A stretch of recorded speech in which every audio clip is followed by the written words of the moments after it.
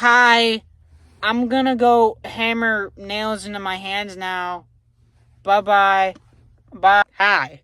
Today we're going to be talking about David Mugo. Now, if you don't know who David Mugo is, that's fine. I wouldn't expect you to know who that is. So David Mugo is a guy from Kenya, and he thought a lot about Jesus, and he also thought a lot about the pain that Jesus went through, which, if you're a Christian, I feel like that's something you would do, from time to time, David chooses Easter because Easter is the time that Christians remember that, Jesus Christ died on the cross and then came back to life because, he's God and he can do stuff like that. And, just like how any other Christian would do, David Mugo plans his crucifixion. Yeah, he got nails and hammers and he was gonna, yeah. And he also planned to hammer his own feet and hands. Brutal.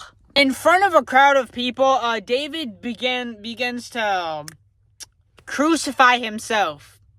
Yeah, he took one of his hands. He was able to nail one part of his hand, but he couldn't get the other side, which is crazy. And in front of the crowd of which he did this, a lot of people were scared, a lot of people were shocked, and a lot of people were like, hey, don't do that.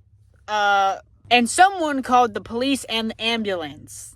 As the police and the ambulance came, they took David down and they rushed him to the hospital because, as you could possibly assume, his hand was gushing that red stuff that's supposed to keep you alive. A lot of it, too. David said that he had done what he did because Jesus had done something amazing by him, and David wanted to show his love by doing something really big, even if it meant it hurt. The police then went on to say that what David did was very dangerous, and they went on to tell people, like, hey, don't boo-boo yourself, even if it's for religion, because, that could lead to, you going to sleep forever. Don't do that. They then went on to say that David needed help, not punishment, which, yes, a good thing they figured that out. Some pastors and priests went on to say that David misunderstood the message for Easter and that Jesus wouldn't want people to boo-boo themselves, that he had already taken the pain for everyone, which, that's good. Glad they got that out there. Even after being stopped, David didn't feel any regrets about what he did. As a matter of fact, he said that he might try again in the future. Yeah. He believed that what he was doing was something holy. Months after his first try, David recovered, and, he talked about crucifixion like it was his mission. Pretty sure you could guess what he did next. And David built a new cross, and he chose a hidden place. That way, nobody could stop him, because he wanted to finish what he started. Wow. But could you have imagine walking past him? Like on a day-to-day basis. Just hear me out on this. Someone's walking down the street. Oh, hi, Phil. Hi, Alexa. Hi, David. You just see him carrying a big cross, and he's just like, yeah. What was the small talk like? How did he get away with that? Hi, I'm gonna go hammer nails into my hands now. Bye-bye. Bye. And, David began the process again, but as you could presume, He got further than he did previously, but he, still couldn't finish because, you need an extra pair of hands to get this type of thing done.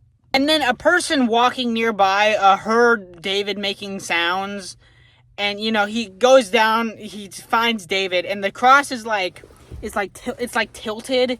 You feel what I'm saying? It's on its side, and David was very weak. And the second time he was taken to the hospital, and he needed even more help because, After the second attempt, as you could possibly assume, news spread everywhere across Kenya and other countries, and then the, TV started talking about David. Some people, especially, very religious ones, went on to say that David had amazing faith and that not everybody was willing to go as far as he did and, for their faith. And many people were worried and, rightfully so. And they said that David needed spiritual help and he just needed help in general, which, any sane person would look at David and be like, hey, you need help. By the way, I just want to go ahead and clarify this, or I'm not mocking David's faith. I'm a Christian too. I just think it's, quite crazy how he actually went through with this.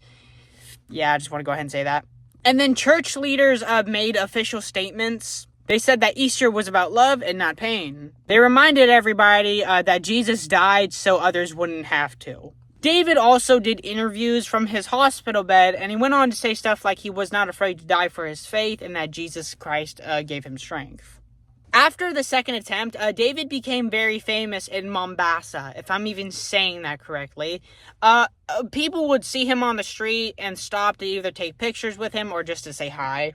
Newspapers, radio shows, and people even online went on to call David the man who tried to be Jesus.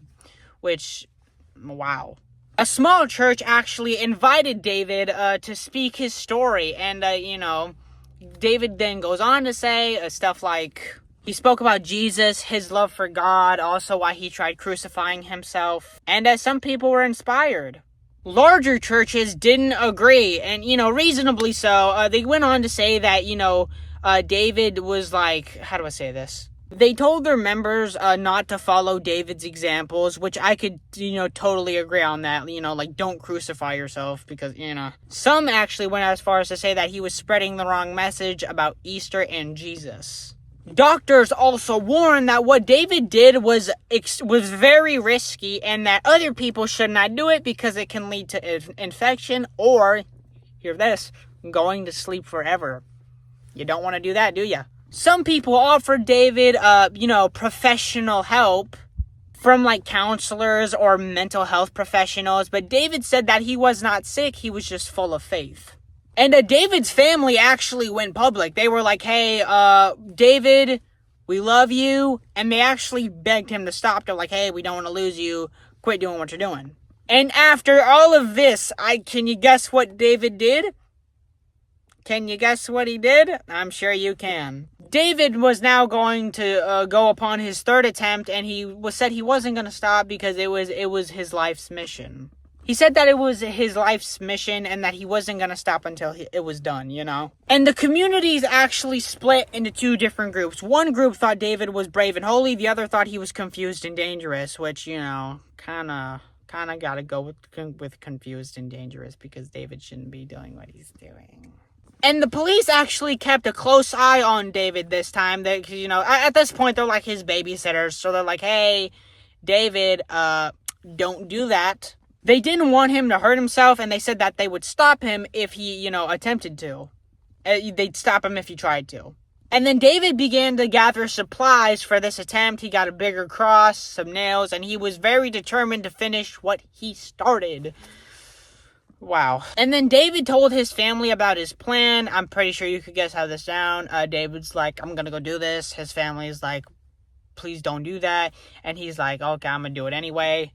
David picked a quiet, remote spot for his time. This time he was actually very, what's the word? Homicidal. Not homicidal, but he was ready to, do it. He didn't want anyone to stop him, and he was also ready to do it alone.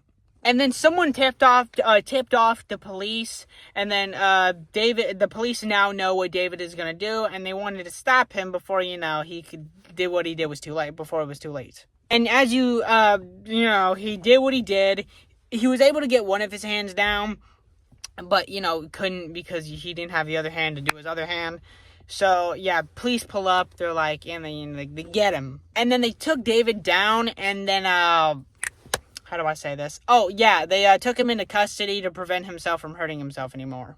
David was taken to the hospital.